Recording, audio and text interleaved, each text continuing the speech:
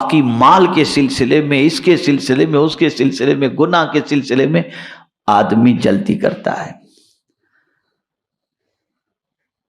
میرے پیارے آقا صلی اللہ علیہ وسلم کے پیارے دیوانوں، قرآن نے مغفرت حاصل کرنے کی طرف جلدی کرنے کا حکم دیا، نیکی کرنے کے سلسلے میں جلدی کرنے کا حکم دیا، بچے بچی شادی کے لائق ہو جائیں تو شادی کرنے میں جلدی کا حکم دیا، انتقال ہو جائے تو دفن کرنے کے لیے جلدی کا حکم دیا، نماز کا وقت آ جائے تو جلدی سے ادا کرنے کا حکم دیا، گناہ ہو جائے تو توبہ کرنے کے لیے جلدی کا حکم دیا۔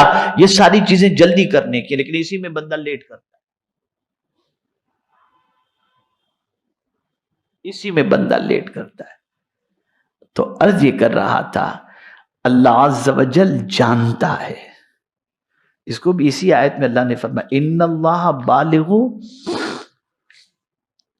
امرہ قد جعل اللہ لکل شیء قدرا، دلیل دے دی اس نے۔ اب ترجمہ سماعت فرمائے تو آپ کو انشاءاللہ سمجھ میں آئے گا۔ بے شک اللہ تعالی اپنا کام پورا کرنے والا ہے، یعنی جب اس نے کہہ دیا کہ بے حساب بے گمان تمہیں روزی عطا کی جائے گی تو اللہ اپنا کام پورا کرنے والا ہے۔ اور ساتھ ہی فرما دیا قد جعل اللہ لکل شیء قدرا، مقرر کر رکھا ہے اللہ تعالی نے ہر چیز کے لیے ایک اندازہ کہ کب دینا، یہ اندازہ اللہ نے مقرر کر رکھا ہے۔ اور جلدی میں آپ کو بتاؤں، اللہ عز و جل فرما دے کن، وہ چیز ہو جائے، فیکون ہو جائے۔ لیکن آپ کو معلوم ہے زمین و آسمان کتنے دن میں بنے ہیں؟ 6، ماشاءاللہ 6۔ اللہ فرماتا فوراً بن جاتا۔ ارے آپ بچے کو دیکھیے نا، کون پیدا کرتا ہے بچہ؟ خالق کون ہے ہر چیز کا؟ جواب دیجئے نا، اللہ ہے نا۔ کیا شادی بھی دوسرے دن بچہ پیدا ہو جاتا ہے؟ پروسیجر ہے اس کا، ہر چیز بتدریج ہوتی ہے۔ آپ دیکھیں کھیتی باڑی کو لے لیجئے، بیج بویا فوراً فصل نکلی؟ نہیں، ایک ٹائم سے اللہ گزارتا ہے۔ بس یہ جب آپ کی سمجھ میں اتنی بات آ گئی نا تو آپ کرتے رہیے، جب اللہ دینے کی بات کیا ہے تو وہ دے کر کے رہے گا، لیکن کب دینا یہ وہ جانتا ہے، کب دینا یہ وہ جانتا ہے، اس کو اندازہ ہے کہ کب اس کو دینا ہے اور کب نہیں دینا۔ تو جلدی نہ کرو، جیسے بیج بونا، کھیتی اگانے والا اللہ ہے لیکن ایک پروسیجر سے گزارا جاتا ہے، بچے پیدا کرنے والا اللہ ہے، پروسیجر سے گزارا جاتا ہے۔ یہ سارے پروسیجر سے اللہ گزارتا ہے تاکہ بندے کو یہ معلوم ہو کہ اللہ کی اپنی بھی کچھ حکمت ہے اور بندے کی بھی کچھ تربیت ہے۔ تو بندے کو کسی چیز میں عجلت نہیں کرنی چاہیے کہ میں اتنے ٹائم سے نماز پڑھتا ہوں میری دعائیں قبول نہیں ہوتی، اتنے ٹائم سے دعا کرتا ہوں میری دعا قبول نہیں ہوتی، میں اللہ سے بہت ڈرتا ہوں مجھے روزی نہیں ملتی۔ اللہ نے فرما دیا ان اللہ بالغ امرہ، اللہ اپنا کام پورا کرنے والا ہے، اور بے شک کے ساتھ فرمایا ان نہ لگا کر فرمایا، یعنی جو اس نے کہہ دیا ہے وہ کر کے رہے گا۔ اچھا اور ایک بات بتا دوں، کبھی کبھی ایسا ہوتا ہے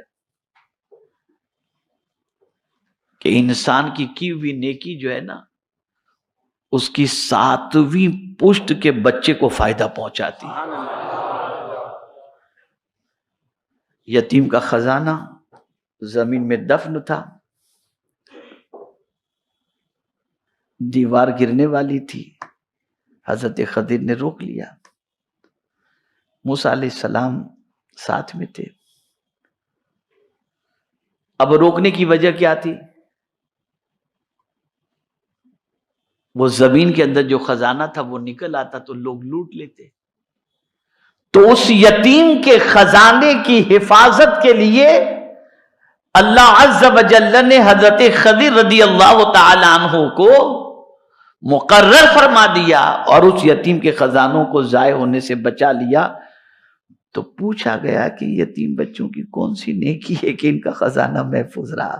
تو جانتے قرآن کیا کہتا ہے؟ وَكَانَ أَبُوهُمَا صَالِحًا، ان کے ماں باپ نیک تھے، اور مفسرین فرماتے ہیں ماں باپ میں سے مراد یہ کہ 7ویں پشت میں جو دادا پردادا تھے نا، وہ بہت نیک تھے، ان کی نیکی کا فائدہ اس یتیم کو مل رہا ہے۔ یہ ہے۔ خیر، مختصر آج اب اس چیز کو ذہن میں رکھو کہ دیے ہوئے اوراد و وظائف جو قرآن و احادیث میں ہیں، اس کے فوائد اپنی جگہ پر، اس سے انکار نہیں کیا جا سکتا، لیکن رب کا دیا ہوا فارمولا کسی فارمولے سے کم نہیں ہو سکتا۔ اس کا دیا ہوا فارمولا 100% یقینی ہے، اور اس نے کہہ دیا اللہ سے ڈرو، ایسی جگہ سے تمہیں رزق دیا جائے گا کہ تمہارا گمان بھی نہیں پہنچے گا، گمان بھی نہیں پہنچے گا۔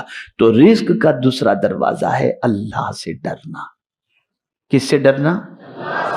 اور اللہ سے ڈر کر کے کرو۔ میں جھوٹ نہیں بولوں گا تو یہ کاروبار ٹھنڈا پڑ جائے گا، یہ کسٹمر بھاگ جائے گا، نہیں۔ تم کسٹمر پر بھروسہ مت کرو، اللہ پر بھروسہ کرو۔ تمہارے حصے کا رزق مولا تمہیں عطا ضرور کرے گا، اور تمہیں مل کر کے رہے گا۔ اب گناہ بڑھتے جا رہے ہیں، رزق میں تنگی بڑھتی جا رہی ہے، گناہ چھوڑو۔